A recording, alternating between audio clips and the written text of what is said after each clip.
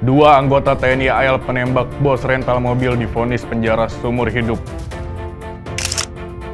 Dua anggota TNI penembak mati 3 polisi di Waikanan, Lampung ditetapkan tersangka. Prabowo lantik 31 duta besar dari politikus PDIP hingga mantan hakim MK. Anggota Polsek Menteng di Patsus buntut minta THR ke hotel.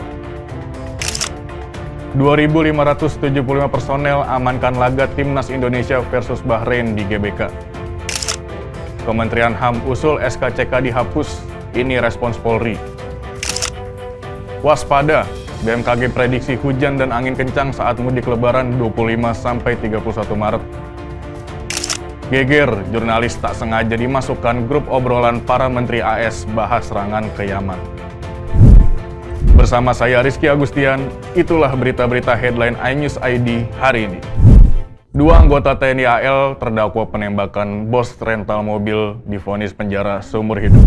Keduanya yakni Klasik Kepala Bambang Apriatmojo dan Sersan 1 Akbar Adli. Vonis itu sama dengan tuntutan yang diajukan auditor militer. Hakim ketua dalam sidang di Pengadilan Militer 208 Jakarta mengatakan keduanya terbukti secara sah dan meyakinkan bersalah melakukan tindak pidana. Kesatu, pembunuhan berencana yang dilakukan secara bersama-sama. Kedua, penadahan yang dilakukan secara bersama-sama. Sementara Sertu Rafsin Hermawan divonis 4 tahun penjara. Rafsin terbukti secara sah dan meyakinkan bersalah melakukan tindak pidana penadahan yang dilakukan secara bersama-sama. Selain pidana pokok, ketiga terdakwa juga dijatuhi pidana tambahan pemecatan dari dinas militer. Kasus ini bermula saat Rafsin meminta Akbar untuk mencarikannya mobil. Kemudian, Akbar meminta Bambang untuk mencari mobil. Bambang menghubungi kenalannya Hendrik yang selanjutnya meminta Ajat dan Isra untuk mencari mobil Brio. Saat itu, Ajat dan Isra justru menyewa mobil dari rental milik Ilyas Abdurrahman. Mobil sewaan itu lalu malah digelapkan dan diserahkan kepada Bambang. Bos rental Ilyas sempat mendeteksi mobilnya hendak digelapkan. Dia dan keluarganya pun mengejar mobil itu. Namun saat pengejaran, Ilyas ditembak Bambang hingga tewas. Dua anggota TNI penembak 3 polisi di Waikanan, Lampung ditetapkan sebagai tersangka.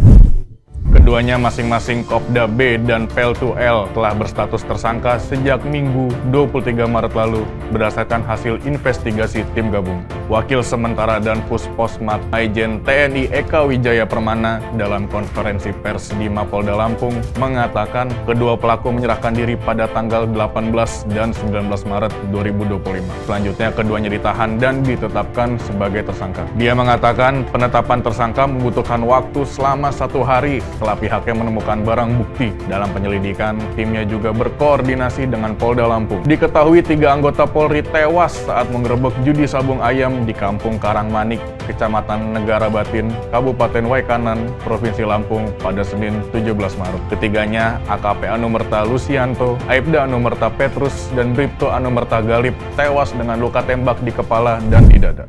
Presiden Prabowo Subianto melantik 31 duta besar luar biasa dan berkuasa penuh Republik Indonesia di Istana Negara, Jakarta Pusat, Senin kemarin. Para duta besar yang dilantik akan bertugas untuk mewakili Indonesia di berbagai negara. Pelantikan tersebut didasarkan pada keputusan Presiden tentang pengangkatan duta besar luar biasa dan berkuasa penuh Republik Indonesia. Prabowo kemudian memimpin pembacaan sumpah jabatan para dubes tersebut, didampingi Wakil Presiden Gibran Rakabuming Raka. Prabowo selanjutnya menandatangani berita acara masing-masing duta besar. Setelah pelantikan, Prabowo mengucapkan selamat kepada para dubes yang baru saja dilantik. Dari 31 duta besar yang dilantik, sebanyak 25 diantaranya memiliki latar belakang karir sebagai diplomat. Sementara 6 orang lainnya punya karir non-diplomat, mulai dari politikus sekaligus anggota DPR RI, mantan hakim Mahkamah Konstitusi, guru besar, mantan KSAU, dan purnawirawan TNI. Salah satu dubes yang dilantik yakni politikus PDIP Junimart Girsang yang menjadi duta besar untuk Italia. Junimart juga akan merangkap jabatan sebagai dubes untuk Republik Malta, Republik San Marino, Republik Siprus, Food and Agriculture Organization atau FAO, International Fund and Agriculture Development atau IFAD, World Food Program atau WFP, dan International Institute for the Unification of Private Law atau UNIDROIT. Selain itu ada Marsikal TNI Purnawirawan Yuyus Sutisna yang diangkat sebagai duta besar untuk Kerajaan Maroko merangkap Republik Islam Mauritania, dan juga mantan hakim MK Manahan MP Sitompul sebagai Duta Besar untuk Bosnia dan Herzegovina. Anggota Babin Kamtipmas Polsek Metro Menteng, Aibda Anwar dipatsuskan buntut menyebarkan surat permintaan tunjangan hari raya kepada salah satu hotel di kawasan Menteng, Jakarta Pusat.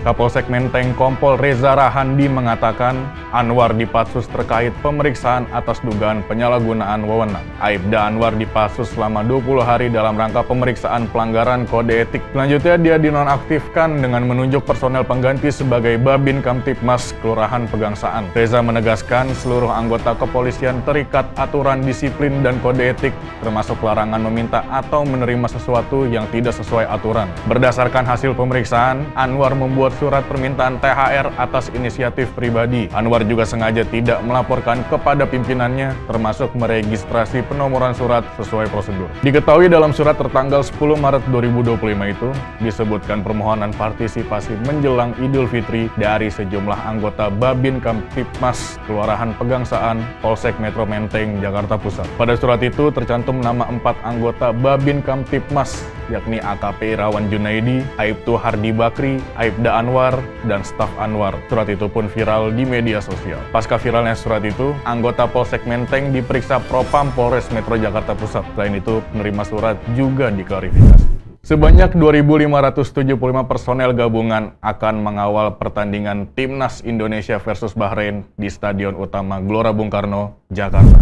Timnas Indonesia menghadapi Timnas Bahrain dalam laga lanjutan kualifikasi Piala Dunia 2026 pukul 20.45 waktu Indonesia Barat. Kabid Humas Polda Metro Jaya, Kombes Pol Ade Arif Syam Indradi mengatakan 2.575 personel ini terdiri dari anggota Polda Metro Jaya 2.045 personel, kemudian anggota Polres Metro Jakarta Pusat dan beberapa dari Polres Jakarta Selatan sebanyak 241. Sementara dari jajaran Kodam Jaya, Mabes Polri dan juga personel Pemda 269 personel. Selain itu, ada steward yang akan melakukan pengamanan sebanyak 703 personel. Untuk rekayasa lalu lintas di sekitar kawasan GBK akan dilakukan situasional. Dia pun meminta masyarakat yang akan beraktivitas sekitar GBK untuk mencari alternatif jalan lain agar terhindar dari kemacetan. Dia juga mengimbau masyarakat yang akan menonton langsung pertandingan untuk tidak membawa barang yang berbahaya ke GBK.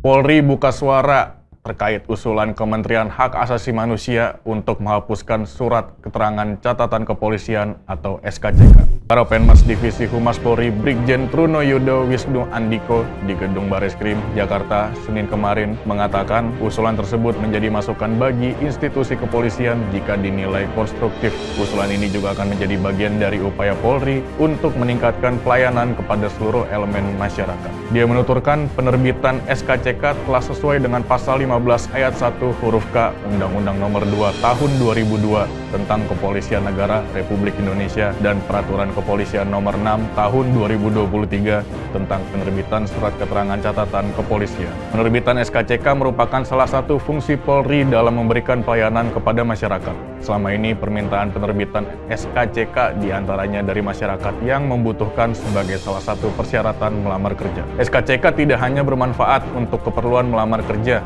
namun juga sebagai catatan kejahatan atau kriminalitas masyarakat dalam upaya pengawasan. Namun, dia menegaskan setiap usulan, termasuk jika SKCK dianggap menghambat, akan diterima. Sebelumnya, Kementerian HAM mengusulkan SKCK dihapus karena dianggap menghambat masa depan para residivis. Direktur Jenderal Instrumen dan Penguatan HAM Kementerian HAM, Nikolai Aprilindo mengatakan, mereka sulit mencari pekerjaan lantaran memiliki catatan kriminal. Badan Meteorologi, Klimatologi, dan Geofisika merilis peringatan dini potensi hujan dan angin kencang saat periode mudik Lebaran tanggal 25 hingga 31 Maret 2025. Memasuki periode mudik Lebaran, BMKG mengimbau masyarakat selalu waspada dan mengantisipasi risiko terhadap potensi cuaca ekstrim berupa hujan lebat dan angin kencang. Pasalnya, kondisi ini dapat mengganggu kenyamanan dan keselamatan dalam perjalanan. BMKG juga terus memonitor keberadaan bibit siklon tropis 925 maupun bibit siklon tropis 96W yang berpotensi memberikan dampak tidak langsung di wilayah Indonesia hingga sepekan ke depan. Bibit siklon tropis 925 terpantau di Samudra Hindia Selatan, Jawa Timur dengan kecepatan angin maksimum 30 knot dan pusat tekanan rendah 999 HPA serta pergerakan ke arah barat daya. Pada periode 25 sampai 27 Maret 2025, hujan sedang hingga lebat berpotensi terjadi di Aceh, Riau, Jambi, Kepulauan Bangka Belitung, Lampung, Banten, Jakarta, Jawa Barat, Jawa Tengah, DI Yogyakarta, Bali, Kalimantan Tengah, Kalimantan Timur, Kalimantan Utara, Kalimantan Selatan. Lalu Sulawesi Utara, Sulawesi Tengah, Sulawesi Barat, Sulawesi Selatan, Sulawesi Tenggara, Maluku Utara, Maluku, Papua Barat Daya, Papua Barat, Papua Pegunungan, Papua Tengah, Papua, dan Papua Selatan. Sementara hujan lebat hingga sangat lebat berpotensi terjadi di Sumatera Utara, Sumatera Barat, Sumatera Selatan, Bengkulu, Jawa Timur, NTB, dan NTT. Pada periode 28 sampai 31 Maret 2025, hujan sedang dan lebat berpotensi terjadi di Aceh, Sumatera Utara, Sumatera Barat, Riau, Kepulauan Riau, Bangka Belitung, Bengkulu, Banten, Jawa Barat, Jawa Tengah, DI Yogyakarta, Bali, Kalimantan Barat, Kalimantan Tengah. Kemudian Kalimantan Utara, Kalimantan Selatan, Sulawesi Utara, Gorontalo, Sulawesi Tengah, Sulawesi Barat, Sulawesi Selatan, Sulawesi Tenggara, Maluku Utara, Maluku, Papua Barat Daya, Papua Barat, Papua, Papua Pegunungan, dan Papua Selatan. Untuk hujan lebat hingga sangat lebat di Jambi, Sumatera Selatan, Jawa Timur, NTB, NTT, dan Kalimantan Timur. Rencana militer Amerika Serikat menyerang Yaman ternyata bocor ke jurnalis gara-gara tak sengaja dimasukkan ke dalam grup obrolan para menteri. Jurnalis yang mengetahui rencana serangan AS ke Yaman itu adalah pemimpin redaksi majalah The Atlantic, Jeffrey Goldberg. Hal ini diceritakannya dalam artikel yang dimuat di The Atlantic pada Senin 24 Maret. Dia menuliskan dunia mengetahui sesaat sebelum pukul 14.00 waktu timur pada 15 Maret, Amerika Serikat mengebom target-target Houthi di seluruh Yaman. Namun, dia tahu 2 jam sebelum bom pertama meledak. Rencana itu bocor karena dia dimasukkan ke dalam grup obrolan aplikasi Signal. Grup yang berisi beberapa menteri kabinet Presiden Donald Trump serta pejabat tinggi itu membahas aksi militer. Pada pukul 11.44, Pete Hegseth, Menteri Pertahanan AS, mengirim rencana perang melalui pesan. Semuanya berawal saat Goldberg menerima pesan permintaan bergabung dalam grup di Signal dari seorang pengguna bernama Michael Wolff. Awalnya, dia meragukan bahwa nama Wolff tersebut adalah penasihat keamanan nasional Trump. Namun tak lama setelah itu dia terkejut masuk ke dalam grup obrolan bersama 18 pejabat lainnya, termasuk Menteri Luar Negeri Marco Rubio, Wakil Presiden J.D. Vance, dan Hegseth. Dia pun langsung melapor ke Gedung Putih mengenai kebocoran informasi keamanan tingkat tinggi itu. Setelah itu dia keluar dari grup obrolan. Sementara pemerintahan Trump mengonfirmasi insiden tersebut melalui pernyataan yang dikeluarkan Dewan Keamanan Nasional. Juru bicara Dewan Keamanan Nasional, Brian Hughes, mengatakan pihaknya sedang mengevaluasi bagaimana bisa ada nomor secara tidak sengaja dimasukkan dalam grup tersebut. Demikian berita-berita headline iNews ID hari ini. iNews ID, cepat terpercaya.